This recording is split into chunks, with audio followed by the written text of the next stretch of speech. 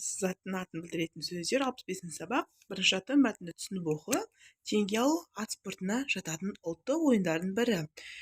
Теңге алу ойын тегіс жерде өткізіледі. Ойынға ересек адамдар ғана қатысады. Тегіс жерге шүберекке түйілген теңге тасталады. Ойыншылар атпен шауып келе жатып, жердегі теңгені іліп әкетеді. Теңгені ат үстінен еңкейіп алған адам жеңімпаз атанады. Ол жүлде алады дейді. Қазақтың ұлттық ойындары кітабынан алынған екен, иә? Теңге алу ойыны қай жерде өткізіледі? Тегіс жерде өткізіледі екен, иә? Тағы қандай ұлттық ойындарын білесіңдер? Бәйге, иә? Бұл жерде қыз қуу, көкпар, арқан тартыс.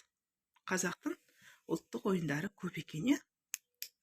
Мәтін мазмұнын айт дейді. Бұл жерде оқып мазмұнын айтыңыздар, иә?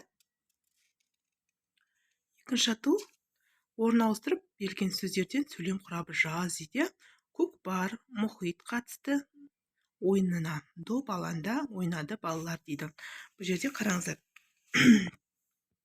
Мұхит көкпар ойынына қатысты. Мына жерде қатысты деп жазасыздар. Балалар алаңда доп ойнады деп жазасыздар. Естіп жазады екенсіздер. Мұхит көкпар ойынына қатысты, балалар алаңда доп ойнады деп. Енді үшінші ату. Өленді тиістісіздер қойып оқы дейді.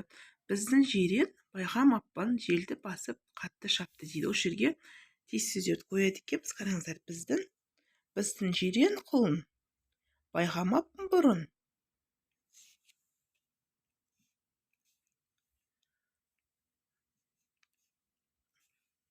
Біздің жирен құлын байқамаппын бұрын, желдей басып озғандай, қатты шапты бүгін дейді.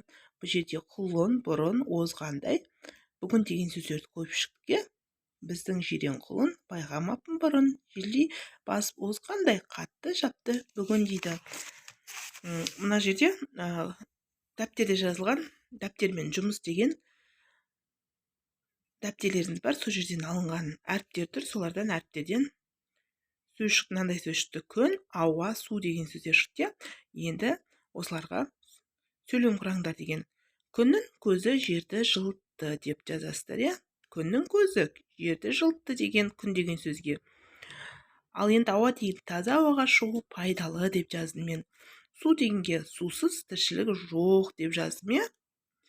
Естіп жазсаңыздар болады екен. Бұл дәптермен жұмыс. Сол жерден алынған.